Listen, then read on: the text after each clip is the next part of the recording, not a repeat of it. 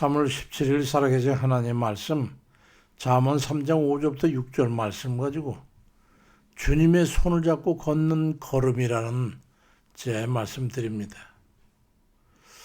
오늘은 우리 인생 항로 위에서 잠시 멈춰서 가지고 삶의 방향을 재설정해 보고자 합니다. 우리는 늘 무엇인가를 결정하고 살아가지요. 점심 메뉴 같은 거, 그 사소한 선택에서부터 인생의 방향을 결정짓는 아주 중차대한 그런 갈림길까지 말이죠. 그 선택의 순간마다 우리는 불안하고 자신의 지혜로 더듬거리게 되죠. 근데 오늘 본문은 우리가 준 그 지도 대신에 하나님의 손을 잡으라고 아주 파격적인 제안을 합니다.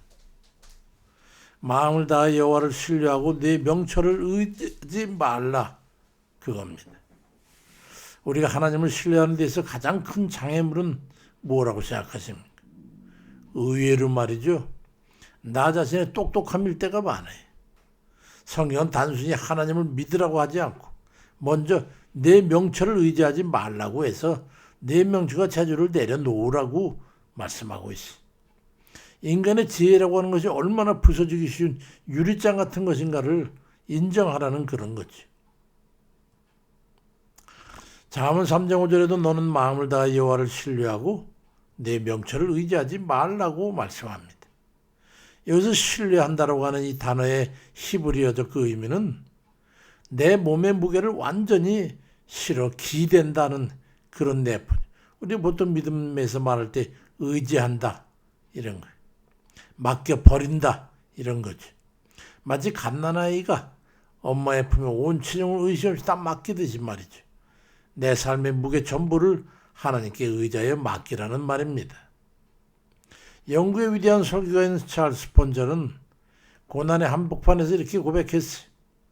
하나님의 손길을 이해할 수 없을 때라도 우리는 여전히 그분의 마음을 신뢰해야 한다. 이게 믿음이지요. 이 고백처럼 상황이 이해되지 않을 때 내 머리를 굴리는 대신에 하나님의 선하신 성품에 내 인생을 던지는 그런 용기가 필요합니다. 내가 아는 길보다 나를 사랑하시는 그분이 인도하시는 길과 섭리가 더 진리이기 때문이죠. 역사적으로 이 구절은 솔로몬이 왕위를 이어받을 때 인간적인 통치 술수보다 하나님의 지혜가 앞서야 한다고 하는 것을 뼈저리게 느낀 그 배경에서 기록된 거예요. 세상은 우리에게 너 자신을 믿으라고 속삭이지만 성경은 너를 만드신 분을 믿으라고 권면합니다. 내 명철은 기껏해야 안개 앞을 보는 손전등 그 정도에 불과하겠지만 하나님의 신뢰는 천지를 비추는 어둠이 그 빛 가운데는 드러나지 않는 것이 없는, 그래서 우리의 삶이 실족하는 일이 없을 것이기 때문입니다. 그래서 범사의 주를 인정하라입니다. 범사의 그를 인정한다고 하는 것은 우리 삶의 모든 영역, 다시 말해서 성공의 환희뿐만이 아니라 실패 쓴 잔이나 일상의 지루함 그 속에서도 하나님의 상존하시고 계심을 선포하는 일입니다. 우리는 흔히 큰 기적이 일어날 때만 하나님을 찾지만은 참된 신앙은 아침에 눈을 뜨는 순간부터 밤에 잠들기까지 사소한 모든 범세 그 일의 주권이 우리 하나님께 있음을 시인하며 사는 겁니다. 시편 30편 5절에도 내 길을 여호와께 맡기라. 그를 의지하면 그가 이루시고 그렇게 말씀하고 있죠. 여기서 맡긴다라고 하는 건 무거운 짐을 굴려버린다는, 높은 상태에서 굴려버리면 손을 탈탈 털면 되는. 마찬가지로 내가 짊어지고 끙끙대던 그 결과에 대한 책임 같은 거, 이거 다 하나님께 굴려 보내버리고 그리고 나면 범사의 그를 인정하는 구체적인 모습을 드러내는 말입니다. 어느 권사님의 간증이 생각납니다. 남편이 치매에 걸려가지고 아내조차 알아보지 못하게 됐을 때 그 권사님 매일 아침 남편의 손을 잡고 기도했어. 하나님, 이 사람이 당신을 잊었을지라도 당신은 여전히 이 사람의 주인이신 것을 저희는 믿고 고백합니다. 그런데 그 고백이 그들의 비극을 갖다가 거룩한 동행으로 바꿔 놔서 그 남편 그 이생의 명이 닿을 때까지 평안히 안전히 삶을 잘 마치고 돌아갔다고 합니다. 이처럼 하나님을 인정한다고 하는 것은 상황이 내 뜻대로 풀리지 않을 때에조차 하나님 여기에도 주님은 계시는군요. 그렇게 인정하게 되는 거예요.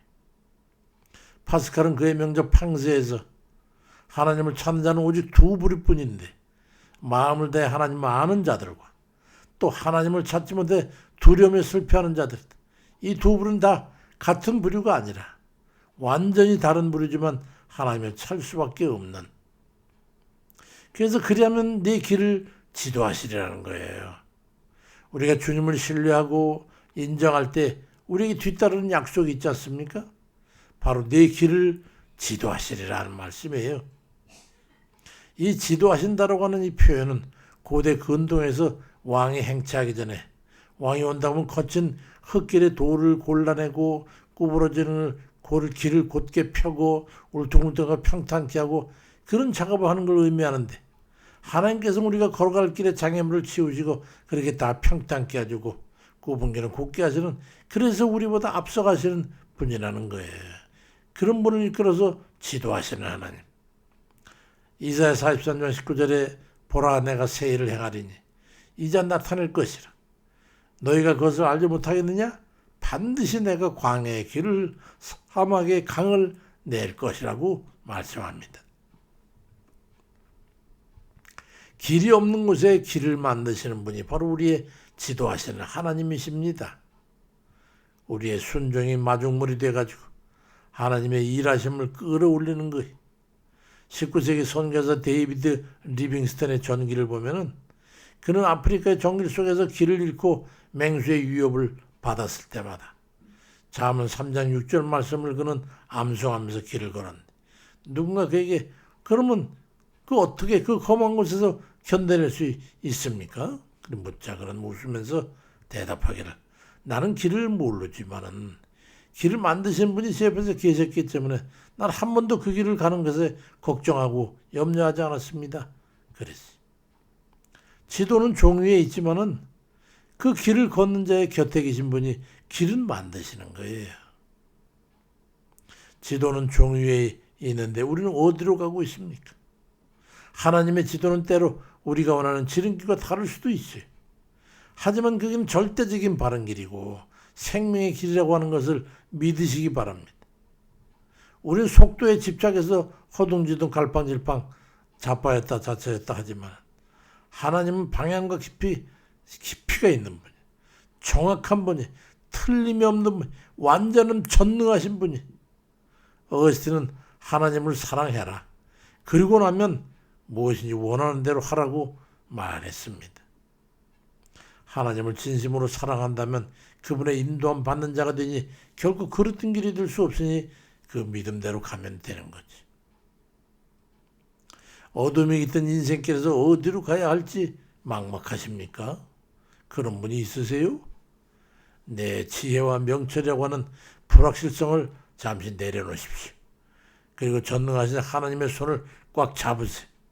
두 손으로 꽉 잡으세요. 범사에 그분을 주인으로 인정할 때 주님께서는 생명의 길로 인도하십니다. 그분의 지도는 결코 오류가 없어요. 그분과 동행하는 것은 영원히 멈추지 않습니다. 우리의 잡은 손을 그분은 놓지 않는 분이죠. 그 신실한 인도하심에 온 삶을 다 내어 맡기고 그 삶의 발걸음을 내디디시기를 우리 주의 이름으로 간절히 축원드립니다. 아멘입니다.